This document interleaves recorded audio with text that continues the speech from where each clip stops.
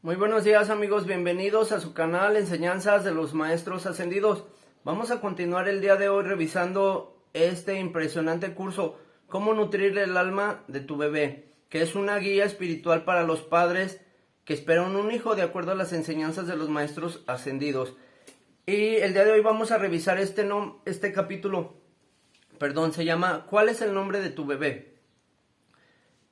Según la leyenda judía, cuando el profeta Jeremías estaba todavía en el vientre, gritó: «No saldré de aquí antes de recibir mi nombre». Su padre dijo: «Te llamaré Abraham». Pero el bebé por nacer repuso: «Ese no es mi nombre». El padre siguió sugiriendo nombres, pero el bebé insistía en que ninguno le quedaba. De modo que el dilema del padre de Jeremías era que no podía encontrar el nombre correcto para su hijo, pero el profeta Elías vino al rescate y propuso el nombre de Jeremías. Dijo el bebé, es mi nombre. Los nombres de mis tres hijos, ahora vamos a leer una pequeña anécdota.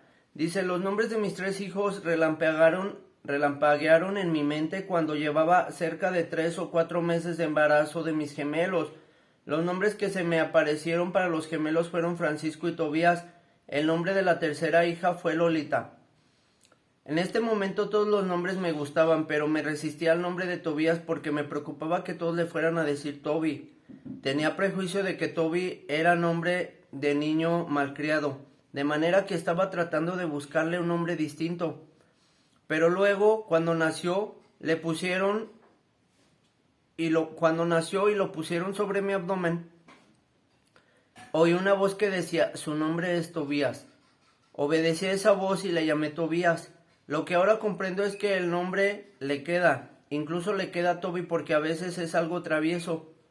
Después de los gemelos tuvimos a la hija, a quien le pusimos de nombre Lolita. Otra anécdota nos dice, un día estaba muy preocupada por la elección del nombre correcto para mi bebé y me dije a mí misma, tendré que revisar los libros sobre bebés. Estaba sentada a la orilla de la cama y de pronto con la mente fui transportada a un saloncito y yo estaba sentada ante una mesa grande, semejante a las que se usan para poner los libros mayores. Había un enorme libro aproximadamente de 60 por 60 centímetros que tenía una portada llena de joyas. Al dar la vuelta a estas enormes páginas vi que contenían cada nombre que haya sido puesto a una persona, el nombre, su definición y todas las personas que lo han tenido. Y mientras pasaba las páginas pensaba, caray, esto me va a llevar toda la vida.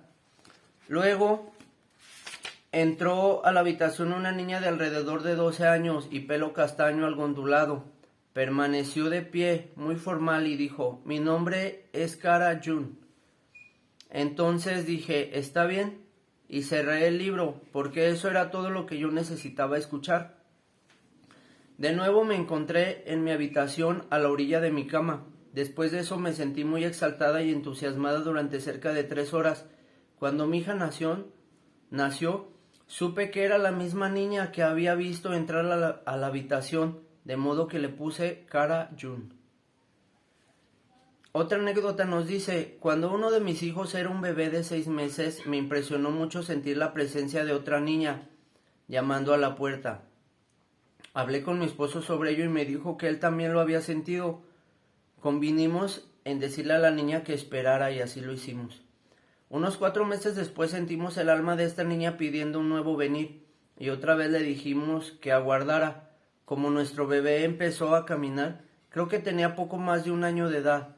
La niña regresó por tercera ocasión con una presencia serena, sin suplicar ni molestar, como yo lo hubiera pensado. Hizo brillar su nombre en la pantalla de mi mente, Celeste María. Creo que sabía que ya no nos resistiríamos más después de haber recibido ese hermoso nombre, y tenía razón. Cuando mi esposo regresó a casa después del trabajo, toda emocionada le conté que la misteriosa niña había regresado y me había dicho su nombre, y me dijo él que ya lo sabía porque también lo había visitado. La concebimos con una jubilosa expectación, y muy pronto la fotografía de una hermosa Rosa llegó a mis manos. Esta se convirtió en la nota tonal para esa niña durante el embarazo y el nacimiento. En verdad, ella es una rosa muy especial, incluso ahora, como adolescente, que navega las tempestuosas aguas de la vida. Y otra anécdota nos dice: una de las formas en que desarrollé un vínculo con mi hijo por nacer fue a través de los sueños. A pesar de que no me habían dicho el sexo de mi hijo, intuitivamente sabía que era niña. Tuve 3 sueños en los que una niña se me acercaba. La diferencia de edades, de diferentes edades, y 1 o 2 veces también me dijo su nombre. En una ocasión dijo un nombre que inicialmente no me impresionó, pero al día siguiente vi el mismo nombre en otro idioma y supe que era el nombre correcto. De manera que aprendí a ser más sensible a medida de que me comunicaba con el alma de mi hija y a prestarle más atención a mis sueños. Y a menudo he aconsejado a otros futuros padres que cuando estén tratando de elegir el nombre adecuado para su hijo, es importante que se comuniquen con el alma del niño. Si algo te llega a través de un sueño, puede ser muy significativo, pero si todavía no están seguros de que es el nombre correcto, esperen hasta que nazca el niño. Entonces díganle el nombre suave y directamente al niño.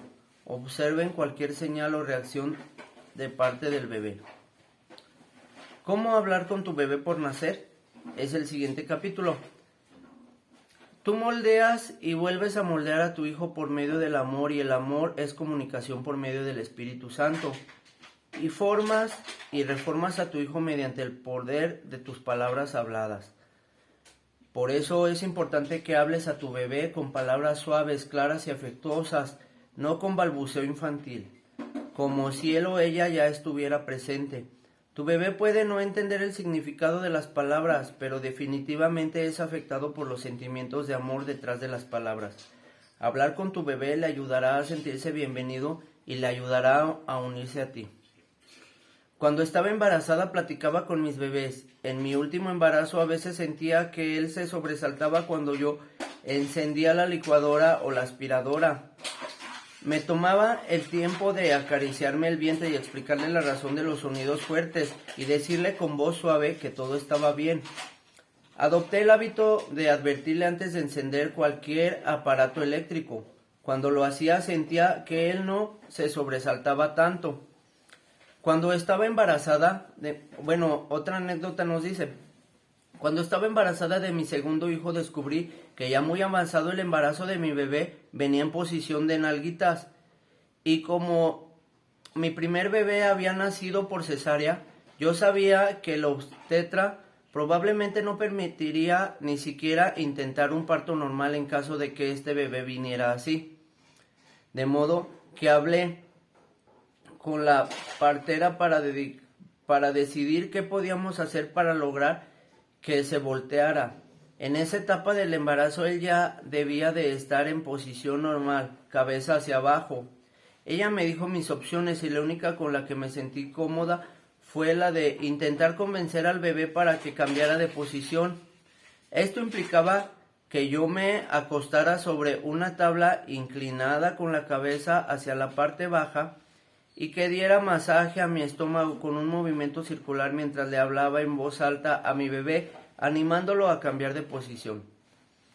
Bueno, mi bebé nunca cambió de posición, pero más tarde descubrí que probablemente se debió a la forma en la que el cordón umbilical estaba enredado alrededor de él, y nació por cesárea porque resultó evidente durante el trabajo de parto que por una serie de razones sería riesgoso para él nacer por vía vaginal.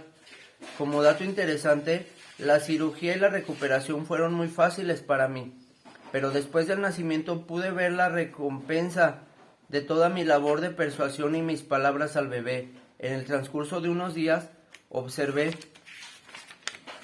que cuando estaba molesto o llorando, de inmediato reaccionaba cuando yo le hablaba con una voz suave y cariñosa.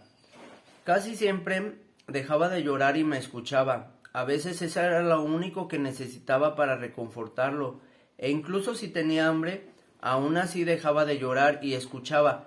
Creo que solo después de darse cuenta de que todavía tenía hambre empezaba a llorar de nuevo. Yo estaba muy intrigada por su reacción a mi voz, porque no había tenido la misma experiencia con mi primer bebé. Durante ese embarazo me había comunicado con mi primogénito mediante mis pensamientos, pero en realidad no le había hablado. En verdad fue una experiencia sorprendente y gratificante tener este nivel de comunicación con mi nuevo bebé. Y luego la siguiente anécdota nos platica.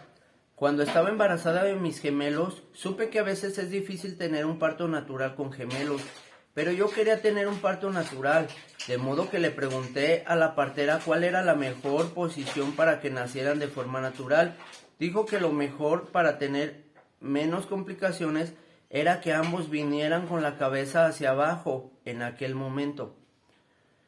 En aquel momento llevaba más o menos 7 meses de embarazo.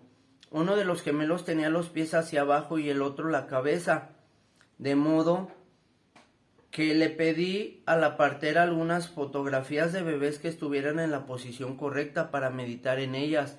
Luego me fui a casa, medité en las fotografías y les pedí a los bebés que ambos se colocaran en la posición correcta.